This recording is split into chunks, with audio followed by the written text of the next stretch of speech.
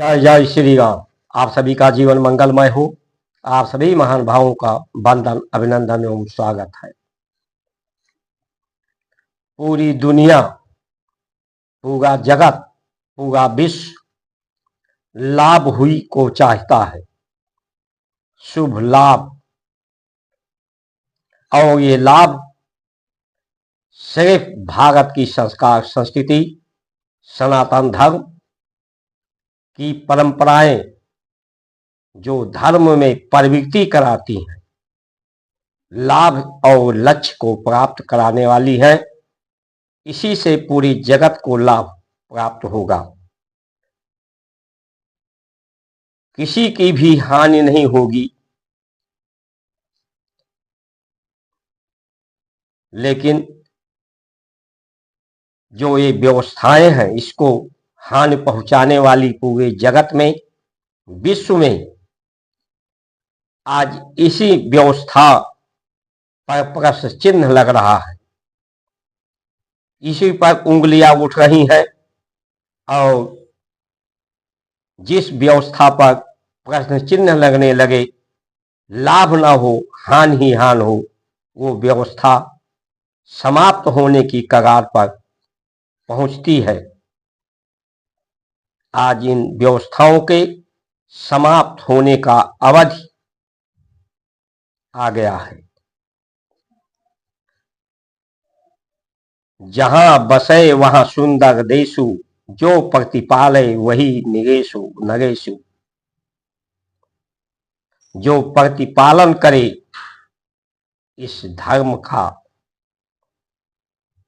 अवधि का, जो उसका सुंदर दृष्टिकोण हो, सुंदर व्यवस्था हो, सुंदर दृश्य हो, वही नरेश है, वही प्रतिपालक हो सकता है, वही देश सुंदर हो सकता है, उसी की देश की व्यवस्था सुंदर हो सकती है, समुचित हो सकती है।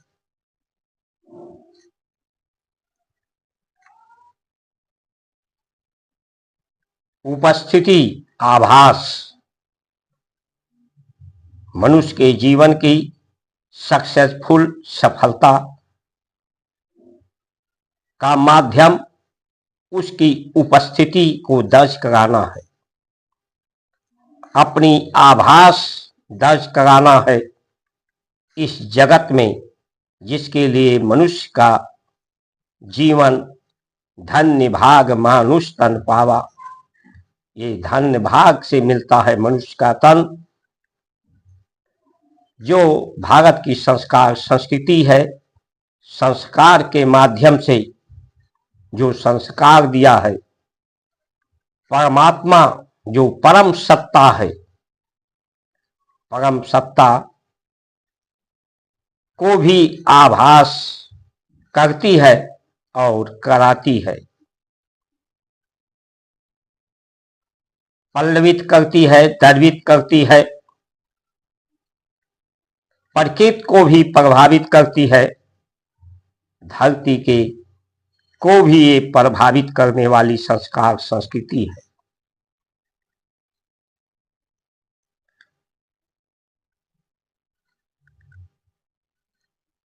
परम सत्ता की जब बात कहते हैं तो किसी और जो धर्म की बात कहने वाले हैं, वो किस तरह से परमात्मा की उपस्थिति, आभास, अनुभव दर्ज करा पाते हैं। सिर्फ कह देना कि परमात्मा है और परमात्मा का, परम सत्ता का आभास न होना, उसकी उपस्थिति को हम अनुभव न कर पावे, तो ये तो एक अंधविश्वास ही हुआ। संस्कार संस्कृति हमारी उस परम सत्ता को की उपस्थिति संसार जगत के स्वरूप के रूप में अनुभव करती है, कण कण में व्याप्त उस परम सत्ता का उपस्थिति का अनुभव करती है। सिया राम मैं सब जग जानी, करो प्रणाम जोर युग पानी। ओम भूर्भुवः स्वः तत्सवितुर्वरेण्यं भर्गो देवस्य धीमहि धियो यो न प्रचोदयात्। वो प्राण स्वरूप परमात्मा, जिसमें भी प्राण है वो उन्हीं का स्वरूप है। इसीलिए पूरे जगत में हम प्राण सब में है, परिवर्तन सब में है। इसलिए पूरे जगत को के स्वरूप को, परमात्मा की उपस्थिति, आभास का अनुभव हम करते हैं।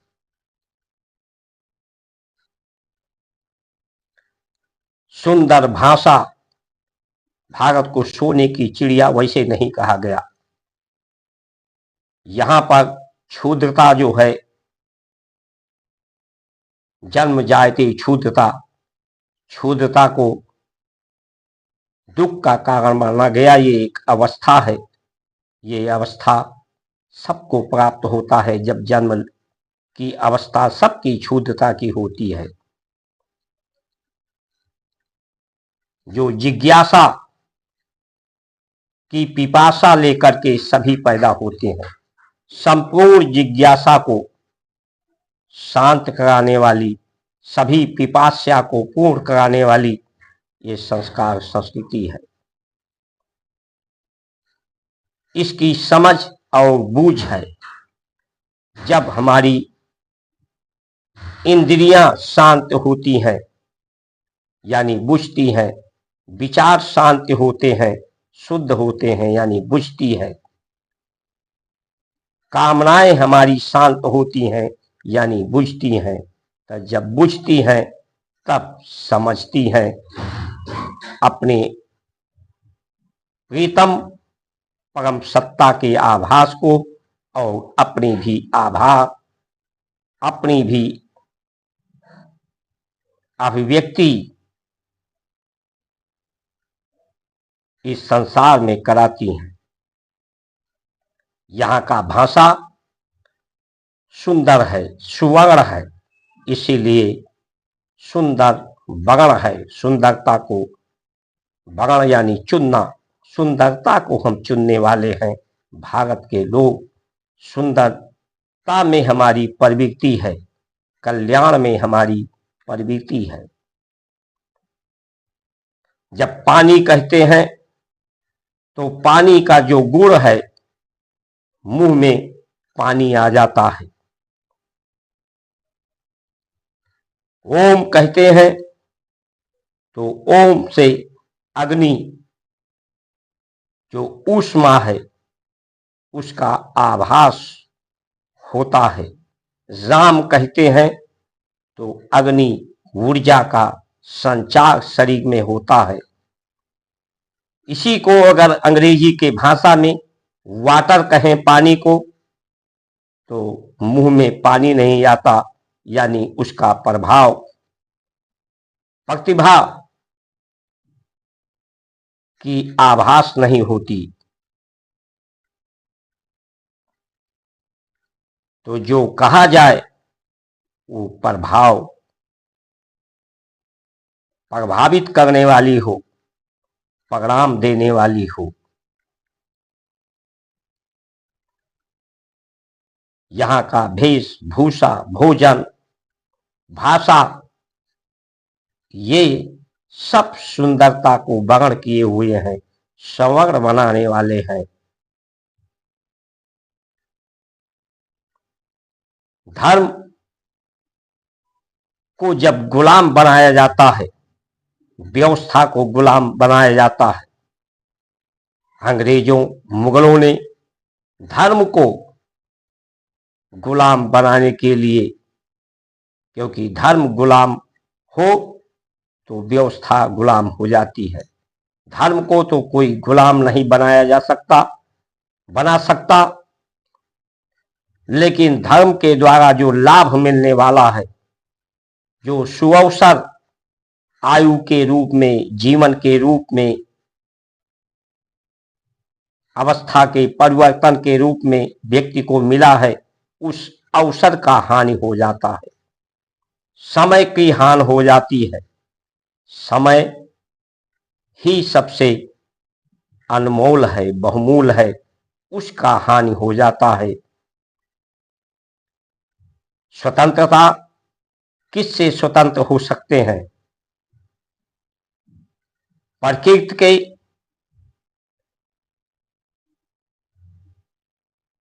प्रभाव से, अवस्था के परिवर्तन से क्या कोई स्वतंत्र हो सकता है? कोई नहीं हो सकता। सब इस अवस्था के परिवर्तन में के अधीनता में सभी है।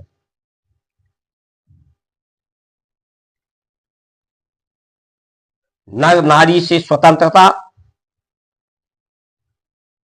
उसे अधिकार देने की बात करें हम तो ये भ्रम ही है। नारी से नर का स्वतंत्रता होने पर जगत की सुंदरता, जगत का कारण ही समाप्त हो जाए। लेकिन आज उसे कि नारी को भी आरक्षण की जरूरत है, यानी उसे स्वतंत्र होने की आवश्यकता है। जो स्वतंत्र होने पर अस्तित्व ही उसका नारी का समाप्त हो जाए, क्योंकि अगर ये वास्तविक में लोग स्वतंत्र होने लगे, नर से नारी, नारी से नर, नारी का अस्तित्व होता है जब माता बनती है। पुरुष का अस्तित्व जो है, उपस्थिति पिता बनने में है। संत की उपस्थिति राष्ट्र पिता होता है, वो उसकी व्यवस्था माता होती है। वो राष्ट्र का पिता होता है, राष्ट्र उसका परिवार होता है, उसका पालन करता है, पोषण करता है, उसे सद्ज्ञान दे करके, सद्व्यवस्था देकर, सद आचरण दे करके।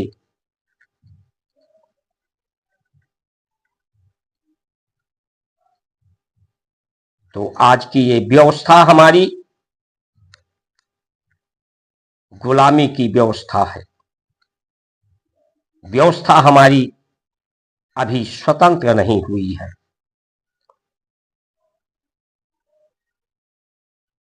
परमात्मा के जब हम किसी के समीप होते हैं, उसके साथ में होते हैं, तो तभी उस पर हम प्रभावित कर सकते हैं।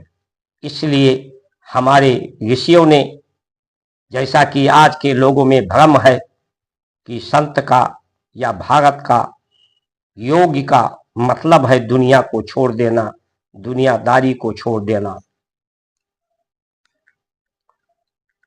ये सबके साथ, सबके सहयोग की बात करती है, किसी के साथ को छोड़ने की नहीं।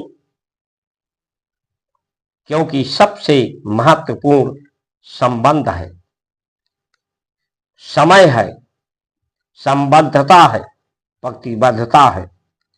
इसे ये अनिवार्य करती है, छोड़ने की बात नहीं कहती। हम यज्ञ परंपराओं से प्रकृति को प्रभावित करते हैं। गौ माता के गोबर, गोमूत्र से संसार में जो अवशेष, कूड़े हैं, मल है, उसे धरती में से मिला करके धरती के गुणों को प्रभावित करते हैं।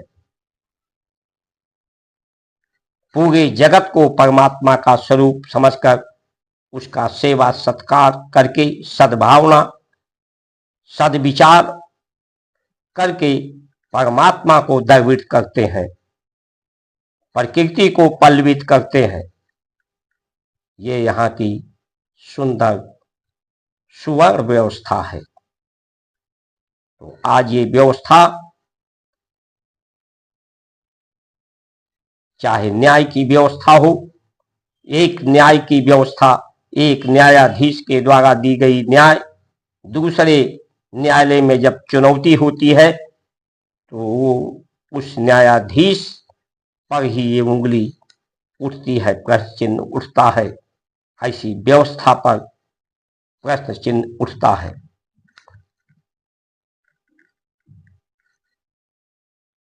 हमें धरती के गुणों से स्वतंत्र होना है, अपने इंद्रियों के पर अधिकार प्राप्त करने का उपदेश संदेश है। हमसे इस पर अधिकार प्राप्त करके सुंदर सुंदर दृष्टिकोण हमारा होता है कि उस परमात्मा को कण कण में, शरीर के अंदर भी बाहर में, सब जगह उसकी आभास कर सकें, आभास करा सकें। स्वयं ईमानदार, इस धर्म के प्रति ईमानदार, धर्म से मिलने वाले लाभ के प्रति जिम्मेदार, समझदार, बहादुर, जिस तरह से हमारे यहाँ दिन का मान होता है, सूर्य का कभी अस्त नहीं होता है, उषा काल का उदय होता है, दिन का मान होता है, आभास होता है। आभास होने न होने को अस्त कहते हैं। सूर्य की जो गर्मी है, ऊष्मा है, सूर्य के अस्त होने पर भी उसकी ऊष्मा, विकिरण विद्यमान रहते हैं। उसी तरह से जो भी जगत में पैदा हुआ है वो सदैव विद्यमान रहता है, उसके रूप में रूपांतर होता है। इस समझ से, इस बूझ से व्यक्ति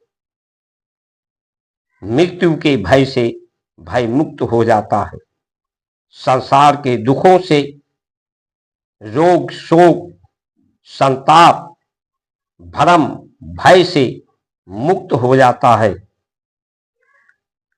यही भारत की सुंदर व्यवस्था है। इस सुंदर व्यवस्था के लिए अधिक से अधिक subscribe, like, share, follow, comment करके अपने जीवन को सफल करें। जय जय श्री राम।